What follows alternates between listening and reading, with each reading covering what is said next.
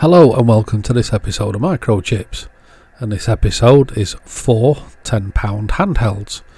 Basically, I got a job lot of handhelds and basically they cost me £10 each.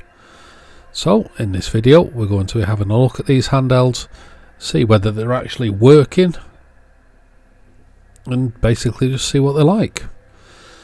So the first up is this realistic TRC 1007, which seems to be in really good condition. Hardly any marks on it. The battery compartment's got a little bit of corrosion in there, but that's to be expected, hasn't every handheld radio, because people like to leave batteries in, and sure enough we have a battery stuck in there. So that needs to come out before we do anything else. Hopefully it's not leaked and made a mess. So we popped all the screws off and we'd open it up, and the board is in absolutely immaculate condition. No sign of any corrosion. So let's try and push this battery out.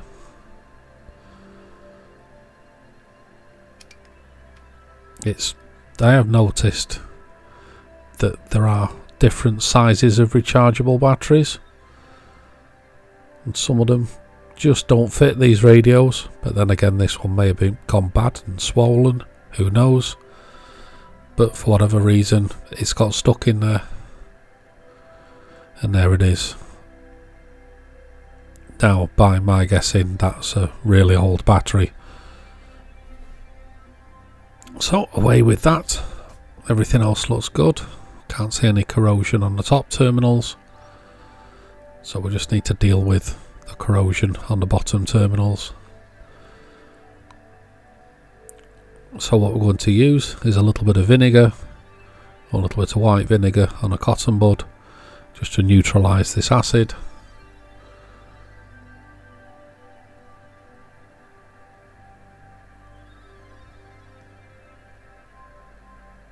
Not much bubbling on there because there wasn't much corrosion on there.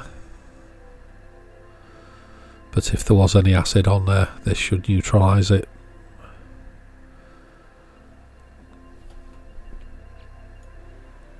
So let's see if the radio powers on. And sure enough, it powers on. And with this type of PLL, it always defaults to channel 9.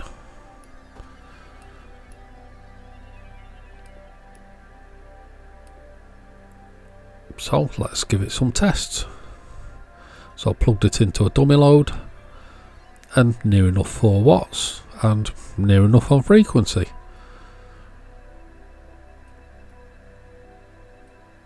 So don't seem to be any issues there.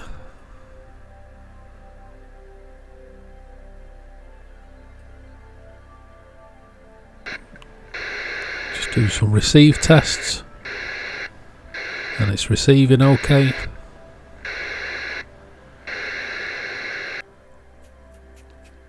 Now, as always with my handhelds, out comes Old Faithful foam cleaner, and we'll give this thing a nice clean.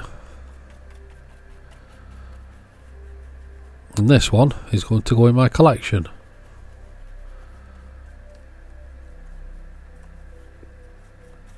Because I've been after one of these radios for a while, and when you least expect it, there we have it, cost £10.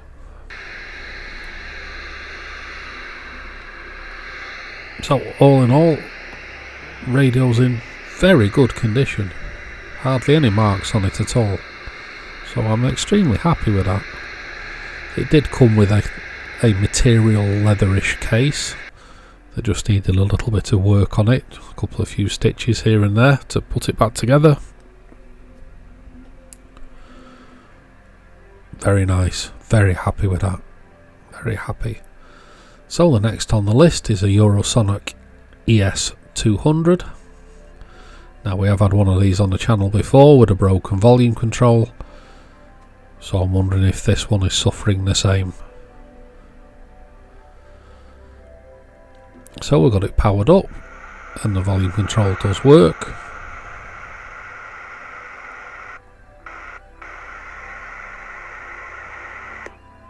It is transmitting.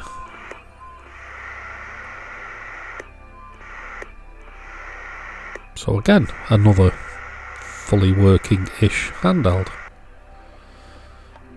But let's have a look at the battery compartment, and sure enough this one has got some proper corrosion in it this time. So out with the vinegar again. Let's see if we can get any reaction. We've got a little bit of reaction there as it neutralises that acid. Or should we say the alkaline, because the vinegar should be acid. But either way, it neutralises this corrosive substance and hopefully won't eat the battery compartment or the battery terminals away anymore.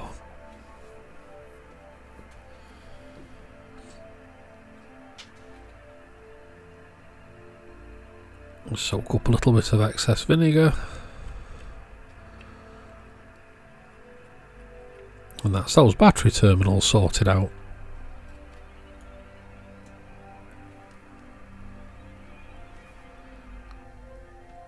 So let's have a look inside anyway, see whether there's any nasty surprises.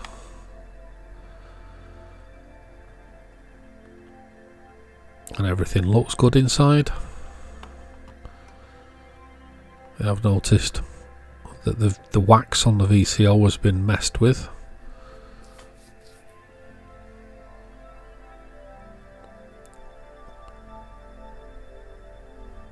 And on the back, everything looks good there. No corrosion on the board. So I didn't show this on camera, but I actually just adjusted the VCO a little bit because it was a little bit whiny. I don't think the VCO in these radios is very good. But having a look down on the battery compartment, no other corrosion down at the bottom, so that's all good.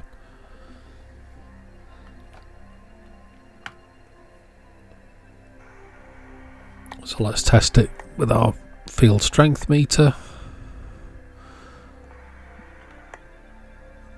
because this one doesn't have an external antenna connection that I can use. So it seems to be producing, and the current draw on the power supply is indicating that it's producing 3 to 4 watts.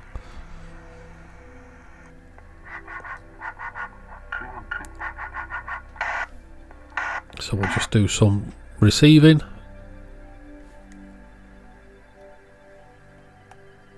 And transmitting is okay.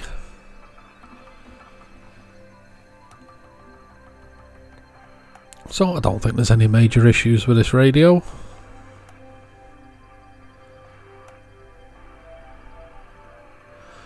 Apart from a little bit of a whiny VCO. There's a closer look at that.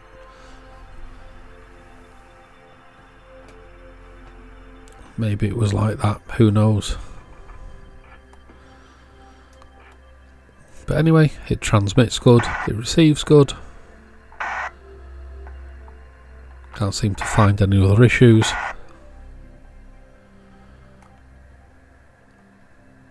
I'm just putting it near the frequency counter. Shows it's near enough on frequency, so we're not going to argue about that. And out comes the foam cleaner. I'll give it a good clean.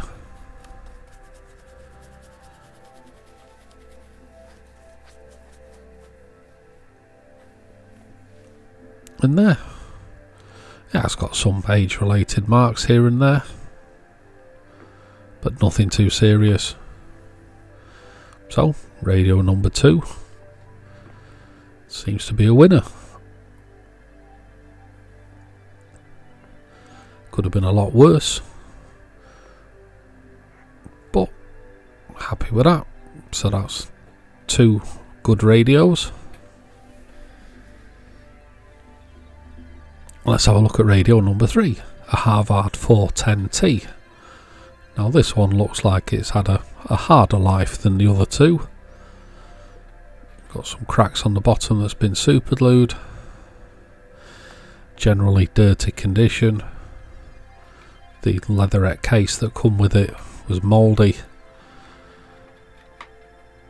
and as to be expected, a really corroded battery compartment where it looks like one of those battery terminals has been replaced, probably due to it corroding off.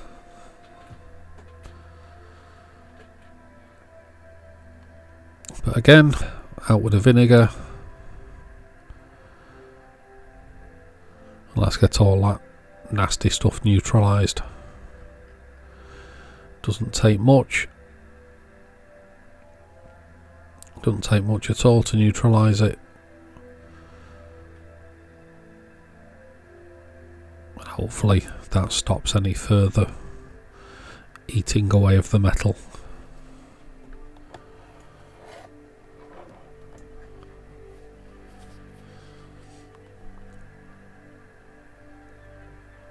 So we'll do the other side.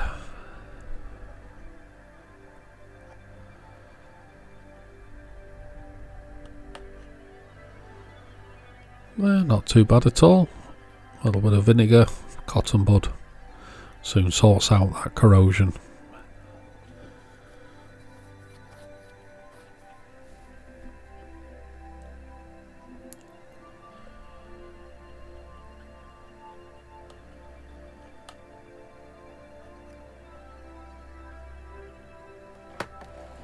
So that's that done.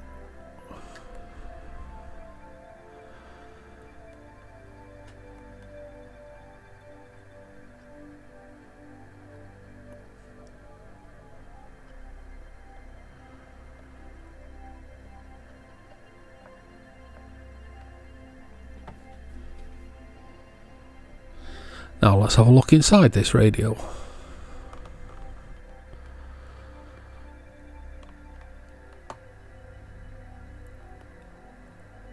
I have to crack it open because of the super glue.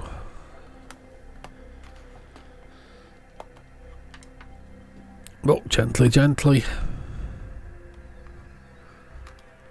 And eventually the back comes off.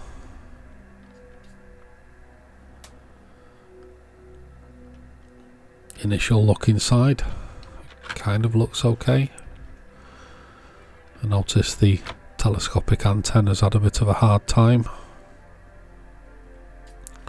so I've unscrewed that just to make it easier. I think somebody's had a rubber duck screw-on antenna on this, and as you can see, this aerial is completely shot.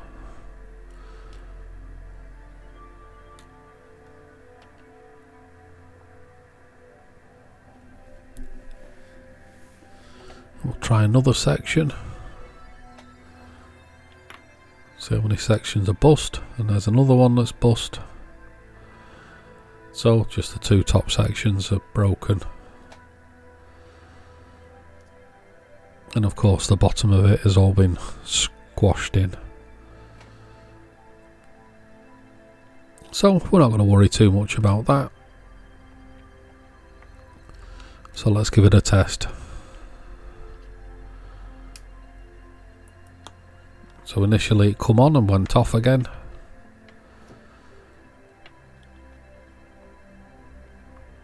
It won't surprise me if there's a dirty switch somewhere. But no, working the on and off doesn't seem to bring it back on.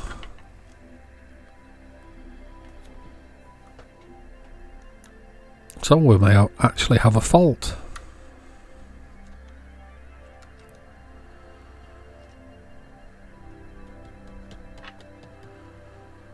So no, radio's still dead.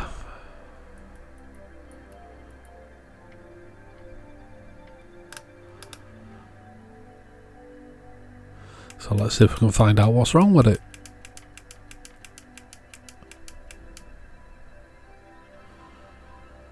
And that was easy enough to spot. There's a wire come off the back of the power switch. Must have been hanging on. Or maybe a bit of corrosion got onto it and as I've moved the top plate it's broke it. So radio seems to be receiving.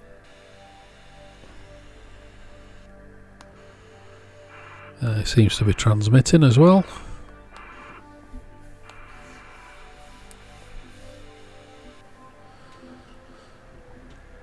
So we've fitted a BNC socket to this. Put a little bit of thread lock glue on the back so it doesn't come off.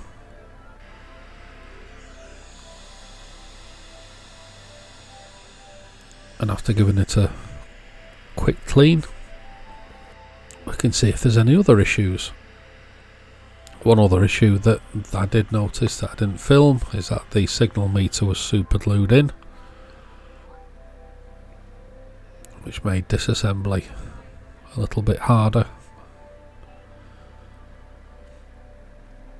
But using our field strength meter, we're just going to match it to this type of antenna by adjusting the 3 inductors after the power transistor.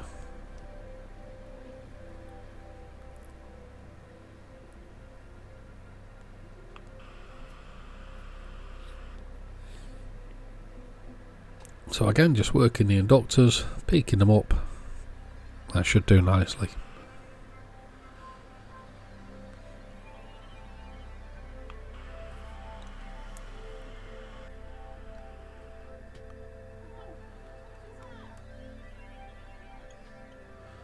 So a quick final check of it,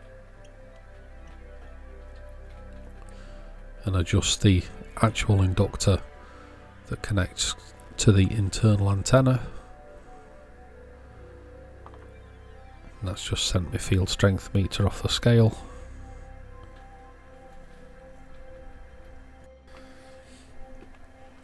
Getting the same results as I got on the Harrier.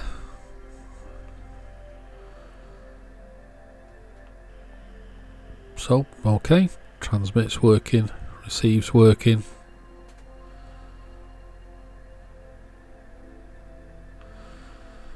And looking at the current draw on the power supply, it's indicating 2 to 3 watts output. I don't think these radios actually give 4 watts, even when they were new. I think 2 to 3 was the maximum on these. Now, because this radio was extra filthy, we spent some time getting it clean with our friend the foam cleaner.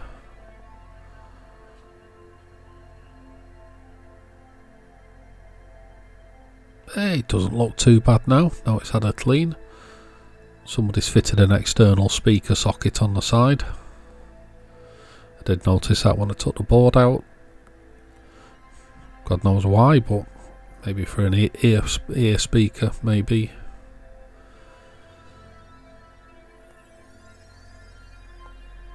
But it is receiving, it is transmitting. So, radio number 3, nicely working. Although it's a little bit, it's had a hard life. Now this one, this TRC 1001, I saved the best till last, because this is how it come. So the speaker wasn't connected, those speaker wires were rammed down the side. The channel display push button, one of the wires has broke off, because on this radio the LED display doesn't stay on all the time, it only stays on momentarily. So we'll take the back off, and the telescopic antenna is just flapping about in the breeze. No screw on that, and the top section is broken, but the rest of the antenna is fine, so I think we might be able to save that.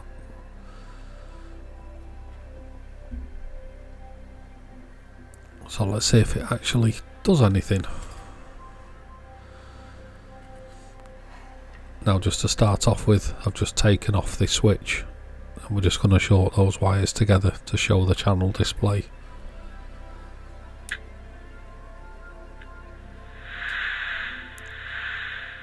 So it comes on, albeit the controls are a little bit crackly, but volume works, squelch works, and it does actually transmit.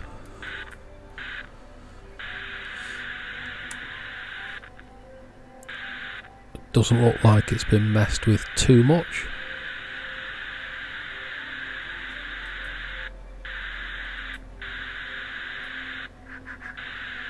So it's receiving and it's transmitting.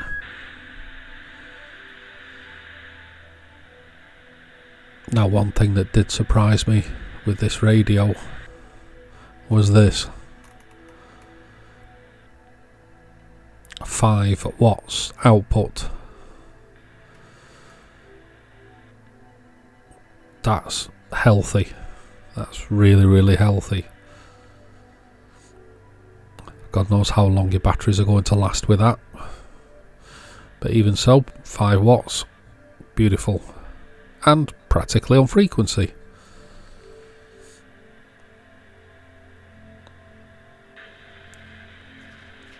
And that's the switch reconnected on the PTT to show the channel display. Now, after I finished filming on this, I did notice a small issue with the microphone, and there we're just showing that the meter sticks a little bit. There was a small issue with the transmission of the audio, and that was an old type of via going from the top to the bottom of the board that had gone dry. Once I'd sorted that out, the transmitted audio was absolutely perfect. So I've put some screws in it, not the original screws, but it holds it together. Just a shame we haven't got a battery compartment cover or the knobs for the top, but apart from that, this one's working as well. So that's like 3.9 radios working. Anyway, that's it for this video. Hope you enjoyed it. Thanks for watching, and we'll see you in the next video.